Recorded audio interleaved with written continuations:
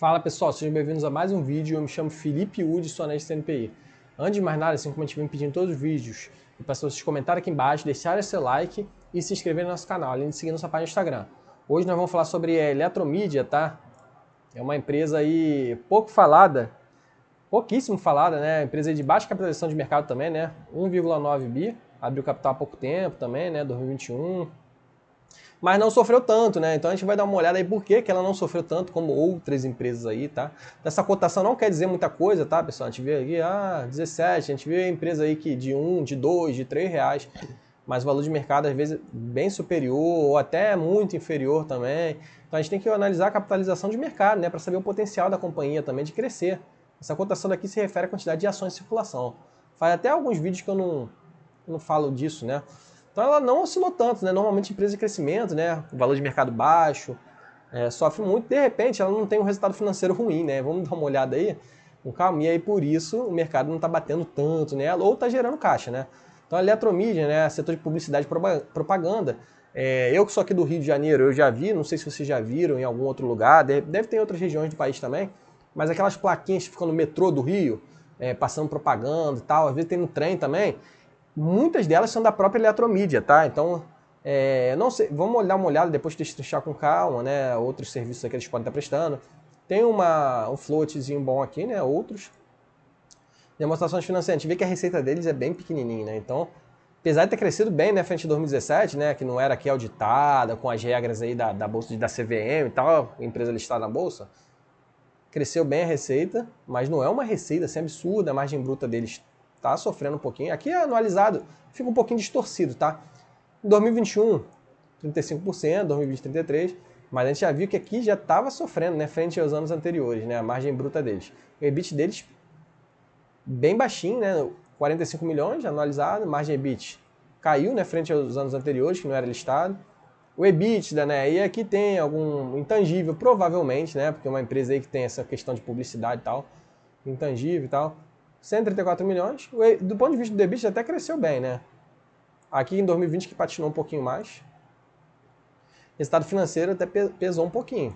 Mas a gente vai ver lá que do ponto de vista contábil, não sei ainda, que aqui tá os últimos 12 meses, né? Deu prejuízo aqui. Vamos ver lá na DRE como é que tá, né? No release de resultados. Então a Eletromídia aí, mais uma empresa em mais uma small cap pra gente dar uma olhada, acompanhar e tal. A princípio, né, não parece muito interessante. Nós vamos olhar aqui com calma. Release de resultados do segundo tri de 2022, né? Aqui é a plaquinha, né, do metrô que eu falei e tal. Eletromídia. Evolução de 151% na receita. Segundo tri, com EBIT de 44 milhões, lucro líquido de 7 milhões. A gente vê que o EBIT no segundo tri estaria até interessante se a gente analisar isso daqui, né? Vamos botar aí 40 milhões por trimestre, 160 milhões para 2 bi, seria uma empresa que ainda está esticadinha, né? O mercado não bateu tanto.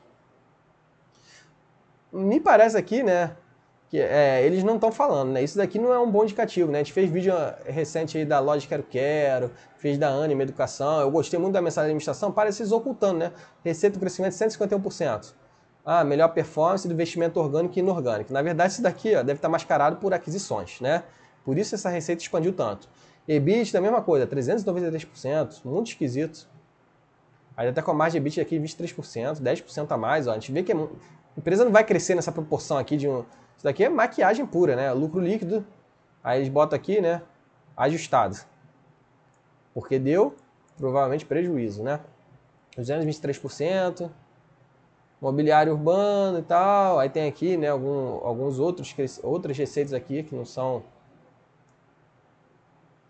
E rede de painéis, né? 113 mil novas telas, atingindo 69 mil telas, né? E aqui os números, né? Aí leva a crer, né? Pô, 151% de receita, aí bicho, 393, lucro, que, pô, o resultado tá excepcional, né? Mas não é bem isso. Aí que falando, né? Edifícios, shoppings, ruas, transportes, aeroportos. A gente vê que tem muito aqui em edifício, né? O semestre ó, crescendo, né? Isso aqui é indicativo que eles estão crescendo também em participação, né? Crescendo em todas as linhas, né? Deles aqui onde eles distribuem aí suas propagandas. Receita bruta cresceu bem, né? E receita líquida também, o EBITDA cresceu, mas isso daqui, cara, certamente tem impacto aí de aquisição. Vamos dar uma olhada aqui mais para baixo, se eles falam, né? Ó, vai falar aqui, pro forma não auditadas, né? Não auditadas, né? Ó, tendo em vista a conclusão da aquisição da Ótima ocorrida no exercício de 2022, a Eletromidia divulga abaixo as principais informações financeiras não auditadas. Então a gente vê aqui que a administração também não está muito transparente, né? Porque o certo é a gente até abrir aqui, ó, demonstração financeira, o ITR, né? O ITR aqui até comparar. Vou até abrir aqui porque a gente vê que o release não está muito legal, né? Diferente de outros releases, a loja Quero, a Anima, né? A DRE, né? Então a gente vê aqui que a receita cresceu, mas aqui deve ser fruto das aquisições e tal. Mas o resultado bruto, ó, de um ano para o outro, ó, aqui deixa eu dar um zoom aqui que acho que vai ficar melhor.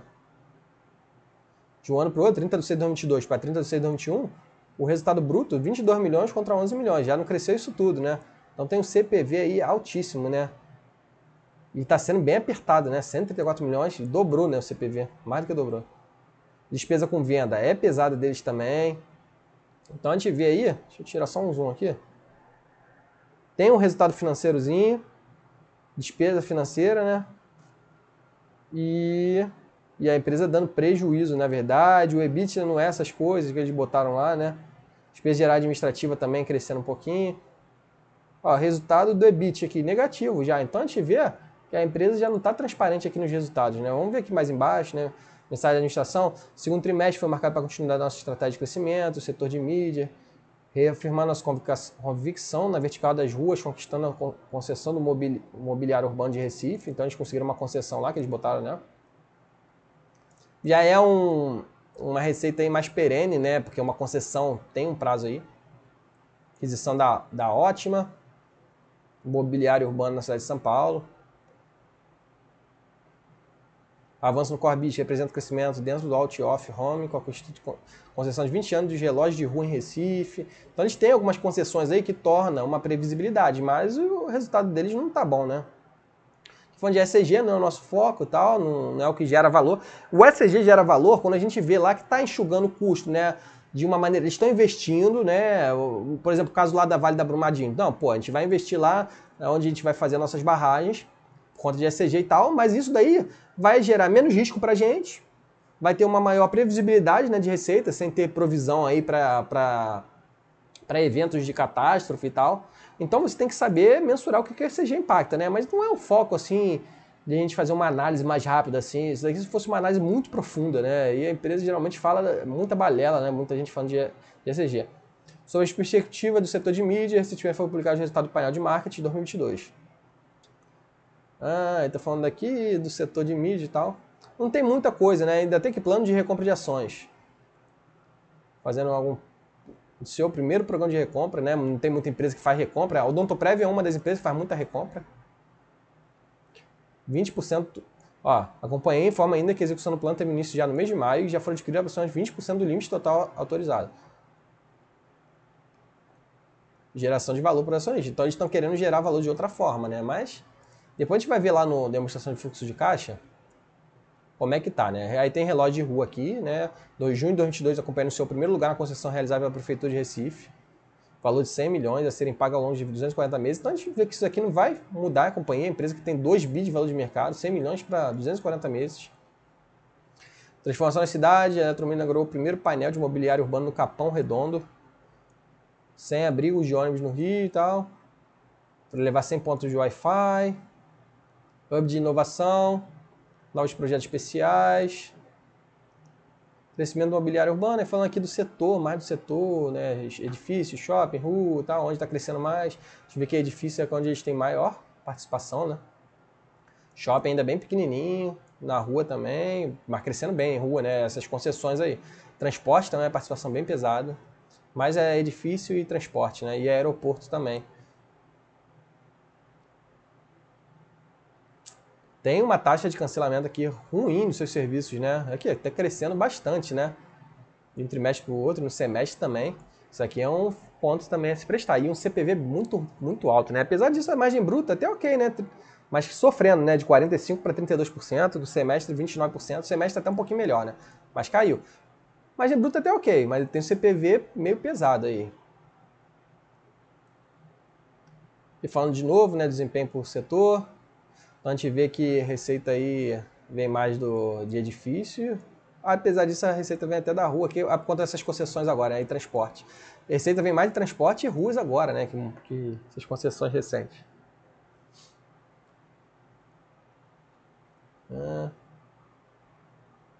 Aí falando aqui dos painéis deles, né, onde eles fazem as propagandas. Lucro bruto, a gente já viu um pouquinho, despesa operacional. Despesa operacional, pelo menos isso aqui, né, eles conseguiram controlar um pouquinho. Pessoal geral administrativa. Outras receitas aqui, por outro lado, cresceu absurdamente. Então, se enxugou de um lado, tem outras receitas e despesas aqui que entram no operacional da companhia. Comercial cresceu um pouquinho, a empresa tem que ter a relação comercial, cresceu bem, né? Então, essas despesas operacionais também meio pesadinhas, né? E aí eles dão um EBITDA ajustado, né? Semestre, 53 milhões. Tem o prejuízo aqui. Despesa de combinação de negócio e tal, para botar EBITDA ajustado, né? Despesa de estoque options. Isso aqui entra como despesa também, né? Apesar de botarem aqui para ajustar. Uma dívidazinha pesando com a Selic. Não tem uma dívida, parece que não tem uma dívida tão alta, né? Mas fluxo de caixa, né? Eles botaram aqui resumido, né? Então, também não gerando até aumentou, né? Ano passado negativo, gerou 20 milhões aqui, segundo eles. Mas mesmo assim não é uma geração de caixa, investindo muito, né? O capex bem pesado, né? 400 milhões. Ainda se financiando. E aí um fluxo de caixa livre negativo. Sinceramente, não gostei, cara. Aqui ficou distorcido, provavelmente por conta de IPO, né? Foi IPO? 2021, será que foi aqui? 2021. Então aqui fica distorcido esse financiamento aqui. O caixa líquido de financiamento. Mas, assim, o endividamento deles, basicamente debentures, né? A gente vê aqui, presta financiamento é a menor parte. Tinha faltado luz aqui, mas segue o jogo, porque não tô com bateria. E um caixa aqui bem pequenininho, né? Então a gente vê que tem muita dívida, mas provavelmente de longo prazo e tá agora pesando. E aí eles botaram aqui dívida líquida sobre patrimônio líquido, né? Porque sobre EBITDA a gente vê que não vai nem fazer sentido, né? Essa métrica aqui. A gente vê que a dívida bruta deles aqui nos 12 meses pesando, né? Bem de curto prazo, né? A dívida deles. Ó, dívida líquida sobre EBITDA de quase 4 vezes. Então a empresa tá alavancada, tá? É uma empresa aí que não está gerando caixa, é uma empresa que tem intensivo em capex. Então, assim, não é uma empresa que eu investiria no momento, acho que tem opções muito melhores para vocês analisarem aí com calma. Valeu, pessoal? Então, peço vocês deixarem um like para dar uma moral pra gente, se inscrever no canal, que é muito importante, e seguir nossa página no Instagram. Valeu? Forte abraço!